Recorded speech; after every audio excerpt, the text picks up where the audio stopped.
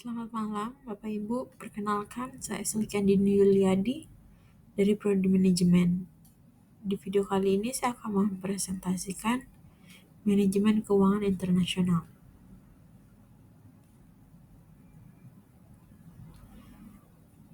Peranan manajemen keuangan internasional bagi perusahaan multinasional.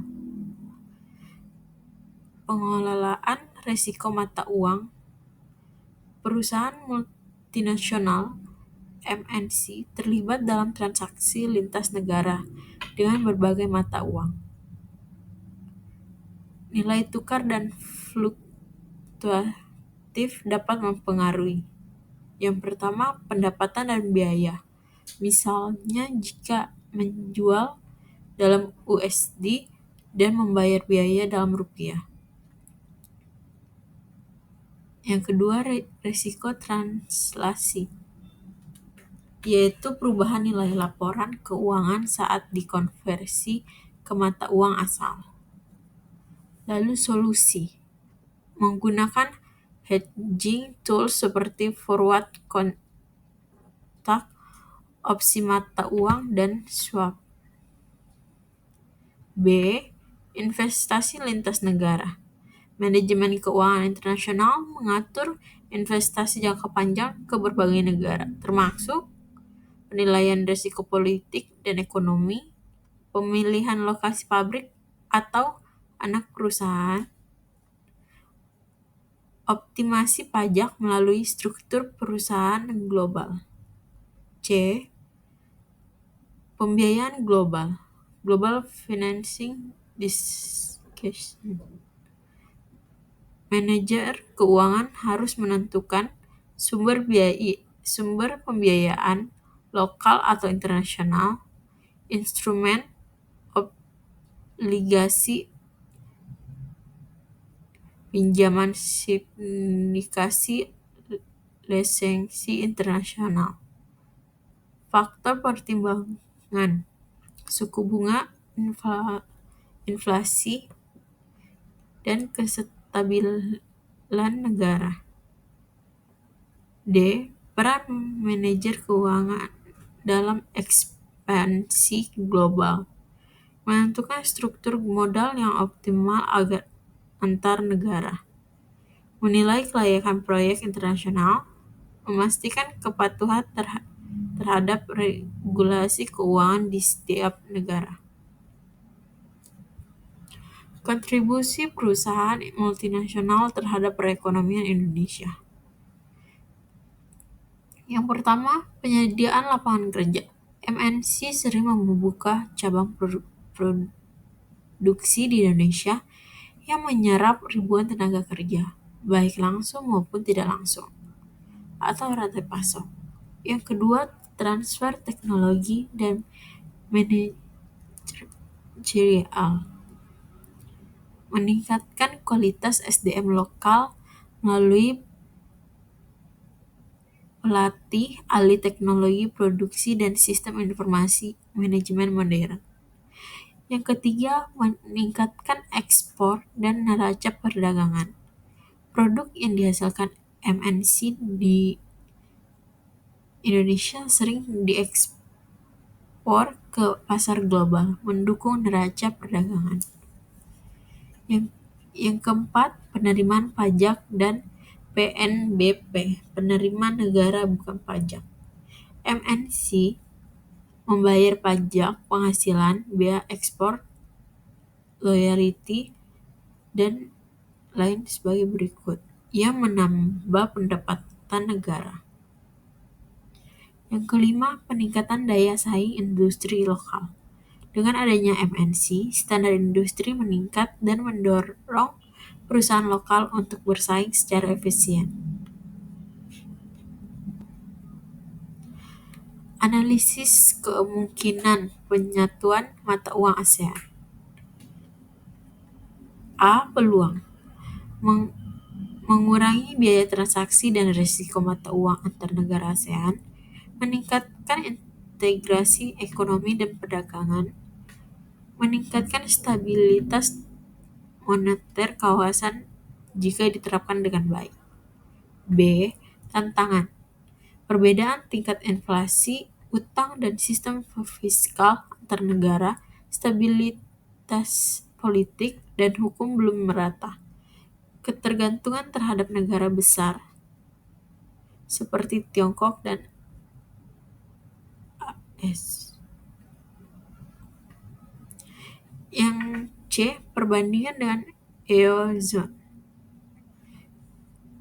Eurozone memiliki Park Central Bank yang mengatur kebijakan moneter negara-negara Eurozone lebih homogen secara ekonomi dan institusi ASEAN lebih heterogen, dari Singapura maju hingga Laos berkembang.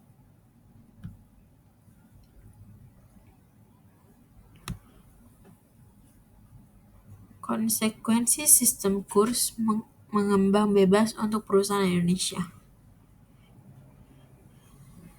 Yang pertama, volatilitas nilai tukar tinggi.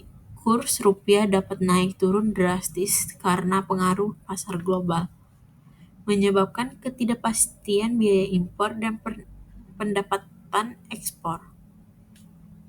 Kesulitan dalam menyusun anggaran jangka panjang. Yang B. Risiko transaksi dan operasional.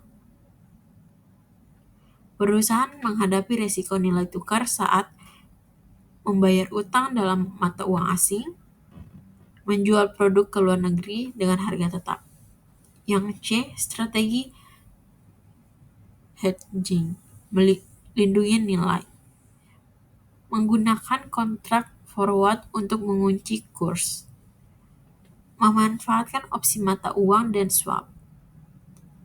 Mengatur saldo kas multi mata uang secara cermat. Dampak neraca pembayaran terhadap nilai tukar. Hubungan neraca pembayaran dengan kurs surplus transaksi berjalan, permintaan mata uang lokal meningkat, kurs menguat. Definisi transaksi berjalan, tekanan jual terhadap mata uang lokal, kurs melemah. B. Cadangan devisa digunakan untuk stabilisasi nilai tukar jika terjadi tekanan tinggi, menunjukkan kemampuan negara untuk membayar impor dan utang luar negeri. C. Transaksi berjalan dan modal. Perubahan arus modal asing juga mempengaruhi kurs, seperti arus FDI, investasi portofolio, utang luar negeri.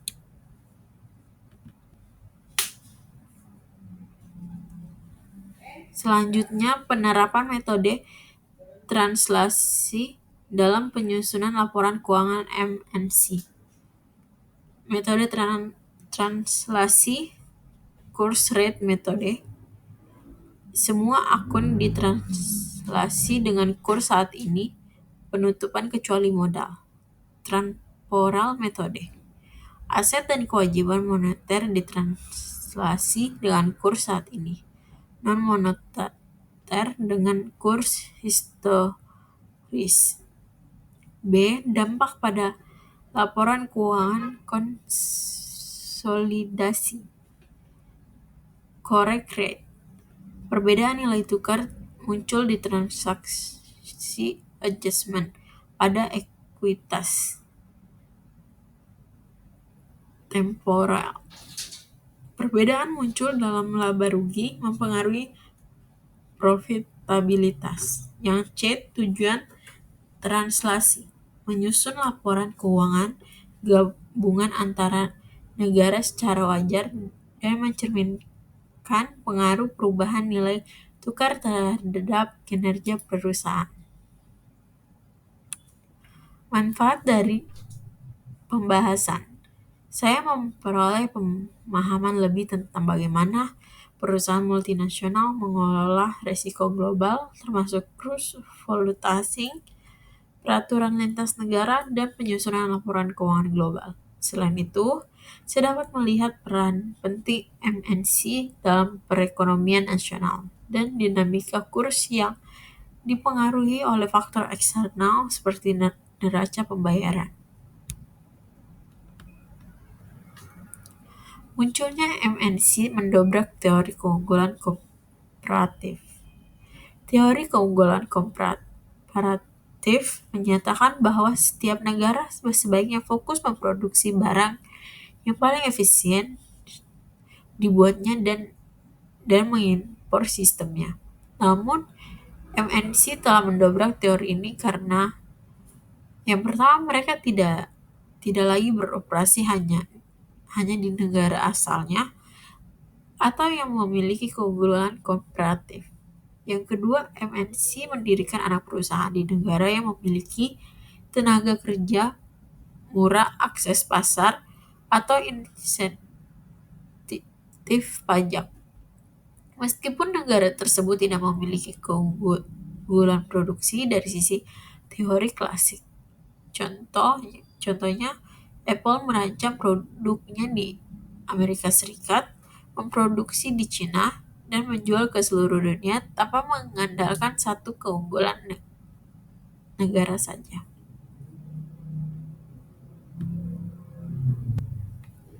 Proses ekspansi bisnis ke mancanegara.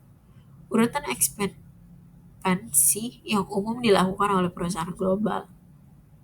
Yang pertama, ekspor langsung, menjual barang ke luar negeri. Yang kedua, perjanjian lisensi atau franchise, memberi hak kepada pihak lokal untuk memproduksi atau menjual.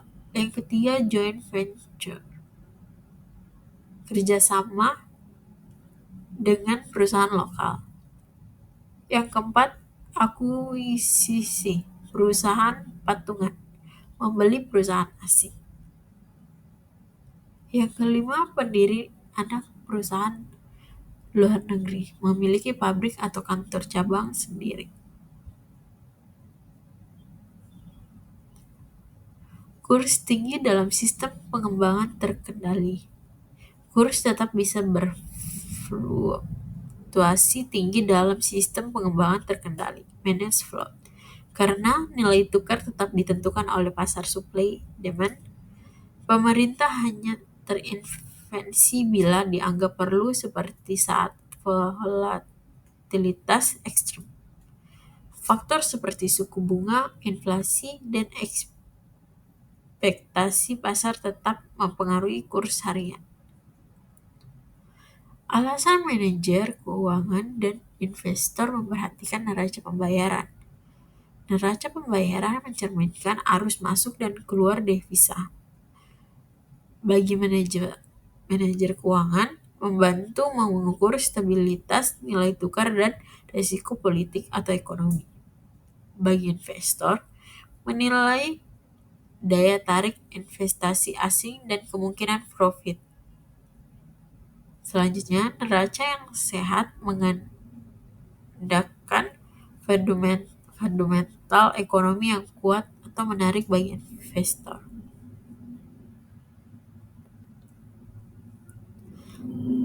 Dengan memahami semua aspek ini, kita bisa melihat bahwa manajemen keuangan internasional bukan hanya soal angka dan laporan, tetapi juga tentang strategi, kebijakan, dan wawasan global. Perusahaan multinasional harus mampu beradaptasi dan kompleksitas ini untuk bertahan dan bertumbuh. Sekian presentasi dari saya. Terima kasih.